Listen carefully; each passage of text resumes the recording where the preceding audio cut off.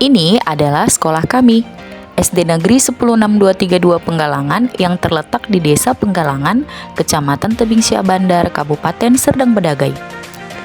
Fasilitas di sekolah kami cukup lengkap untuk mendukung pembelajaran berbasis teknologi, meskipun belum dapat dikatakan baik. Adapun fasilitas yang terdapat di sekolah kami saat ini yang mendukung pembelajaran berbasis teknologi adalah 1 proyektor, 28 perangkat laptop yang baru kami terima dari hibah pemerintah, serta jaringan Wi-Fi. Hanya saja masih terkendala dengan software. Kami mendapat perangkat laptop ini di tahun 2024. Pertama kali digunakan untuk asesmen siswa kelas 5. Laptop ini belum memiliki software yang memadai untuk digunakan sehari-hari seperti Microsoft Office. Hanya bisa terkoneksi ke internet melalui aplikasi Google Chrome saja. Begitupun untuk jaringan internet dari Wi-Fi, sekolah kami menyediakan Wi-Fi. Hanya saja jaringan ini terbatas untuk beberapa perangkat saja dan disetting sebagai jaringan indoor, sehingga tidak dapat digunakan di seluruh kelas yang ada di sekolah. Fasilitas ruangan khusus atau laboratorium komputer juga merupakan fasilitas yang belum tersedia di sekolah kami. Tanpa kita sadari, perkembangan teknologi berperan sangat besar dalam kehidupan sehari-hari. Mulai dari mencari hiburan, mencari resep masak, semua bisa kita akses dengan teknologi.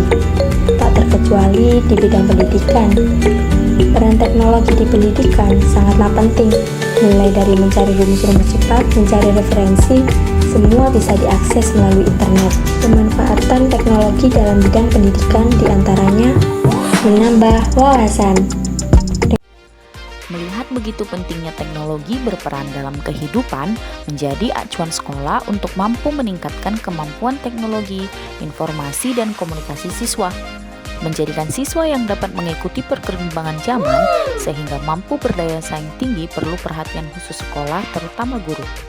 Sebagai guru pendidikan dasar, saya memastikan integrasi TIK dalam proses pembelajaran secara efektif dengan menggunakan perangkat teknologi yang terdapat di sekolah saat ini.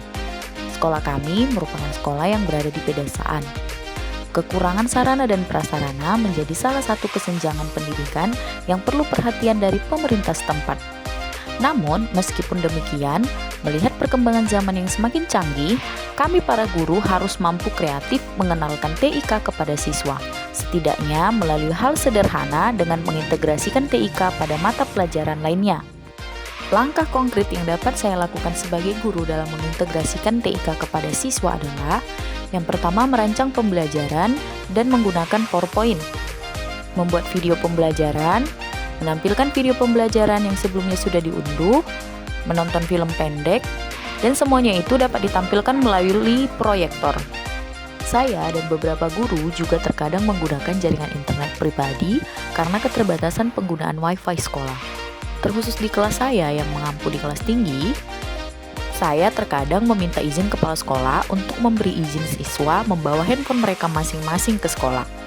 Meskipun akan didapati siswa yang tidak memiliki handphone di keluarganya, maka saya akan meminta mereka untuk saling berbagi dengan temannya yang memiliki handphone lainnya.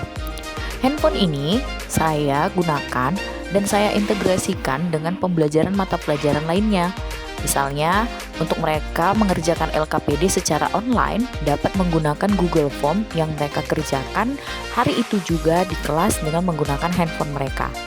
Kemudian membuat pembelajaran interaktif melalui quizzes, class point yang berguna untuk melakukan refleksi setelah pembelajaran. Terkadang saya juga meminta siswa satu persatu untuk menggunakan laptop. Hal ini bertujuan untuk mengenalkan siswa mengenai perangkat keras teknologi, mengenalkan siswa pet simulator saat belajar materi revolusi dan rotasi bumi, matahari, dan bulan.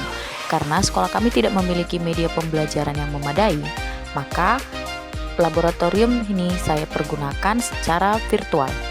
Hal ini akan memberikan daya ingat siswa lebih baik daripada menggunakan metode ceramah. Meskipun secara virtual, setidaknya siswa memiliki gambaran mengenai materi.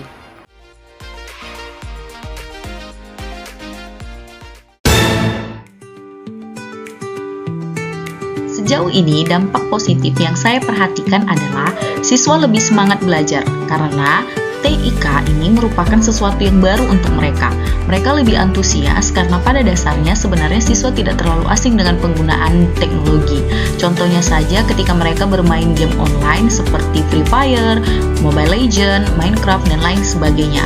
Hanya saja, kitalah yang akan mengarahkan mereka sebagai guru bahwa adanya teknologi ini dapat digunakan untuk menambah pengetahuan dan membangun kreativitas mereka, sehingga adanya teknologi tidak hanya sekadar hiburan saja.